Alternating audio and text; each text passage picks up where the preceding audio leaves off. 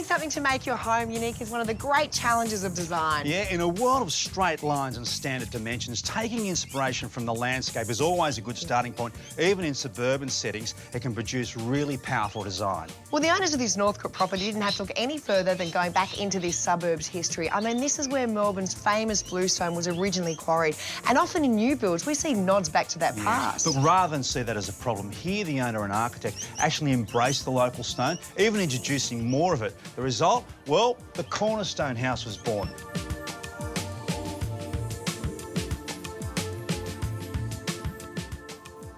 This home is something stunning. Yeah, the signature piece has been these enormous blocks of granite. They were the first thing established, and then they literally built the house around them. I really like the fact, Pete, that they have left all of the marks where the machinery would have been used to actually pull this out of the earth. I mean, it just reminds you the scale and the bulk of it. And then you've got this great relationship with the delicate steel balustrades that have been left to lower below the top of that window. It draws your eye out to that garden courtyard perfectly. What it is a juxtapositioning between the chunkiness and organic and the heaviness of the stone and even the light fragility of the glass. I pity the glazier that had to cut in and around that edge. The craftsmanship in that alone is extraordinary. It's a very, very subdued palette. The dark concrete floor, the dark grey stone, the black walls. Yeah, it's interesting because that could actually feel quite closed in a home, but it doesn't here. Every space just feels so light and breezy.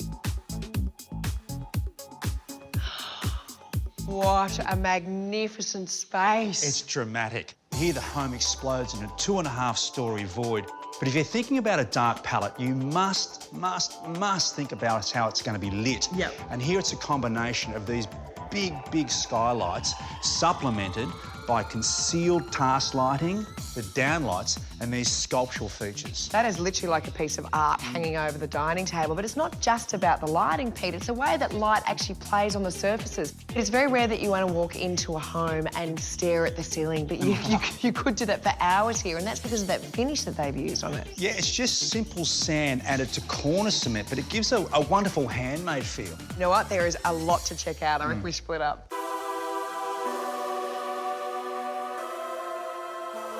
Natural materials always have a story to tell. This is beautiful timber out of a mango tree from the Mossman Gorge in Cairns, and then a slight step up into a more formal living area, marked by this 1851 piece of stringy bark out of a bridge in Gippsland.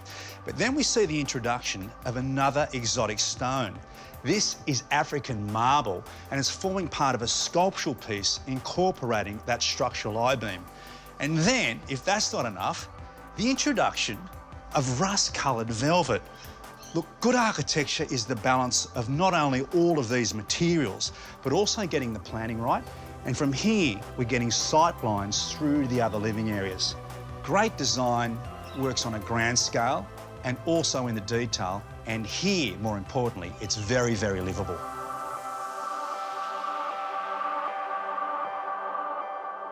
As a contrast to the dark colour palette, there's so much warmth that's been added to this home through the use of this black butt timber. I mean, you have a look at here, it's right down the corridor, but when you open these massive sliding timber panels, and they're all top hung, so you actually don't have any tracks on the floor, you come into this incredibly gorgeous rumpus room, which also doubles as a bedroom. How cool is that? Now, normally in a room like this, which has so many hard surfaces, noise would be a real issue. It'd be bouncing off everywhere. But they've actually spent the money in having huge solid doors, and it's a feature all throughout the home. And they have a huge amount of sound absorption hidden in the ceiling. And yet over this side, you've got really cost-effective building materials, just simple fibre cement sheeting that's finished with a stucco render.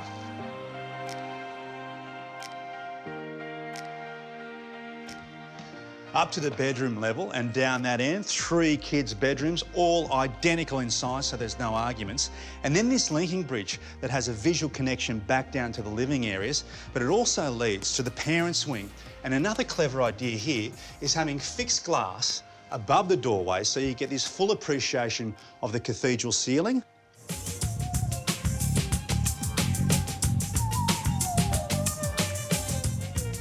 Now, this is a big block, 857 square metres, and the architect has made the most of that size by building down both boundaries. That has a number of benefits. One, you don't see any of the neighbours' homes, and two, it is totally private and you're left with a fantastic front and back garden, beautifully landscaped. And Joe, some exotic materials out here as well. Yeah, I mean, look just right here, Pete. It looks like a little jewel box. Now, obviously that looks like a copper finish, but unlike copper, it actually won't patina over time. It's a treated stainless steel and it throws off beautiful golds and copper colours all throughout the day. And from the streetscape, you would have noticed those amazing twisting and turning aluminium fins, which are there for both, you know, privacy and sun protection, but they still allow an amazing dappled sun into that rumpus roof. Oh, there's so many bespoke one-off elements in this design, but they've used some standard building products as well. And this is a long-line colour bond cladding system. Gives you that beautiful integration between the ceiling and the walls. And that's continued and folding back internally, linking up with the dark vertical battening. Now, that's really blurring that transition between inside and out. And that theme's been continued on this side of the house with the sawn granite block continued across the threshold, leading to yet another feature, a swimming pool lined this time in Nordic veined granite. I mean, I hate to think how many chisels were broken on this job. I honestly think this is the most stunning pool I've ever seen. This really is an architectural rock star.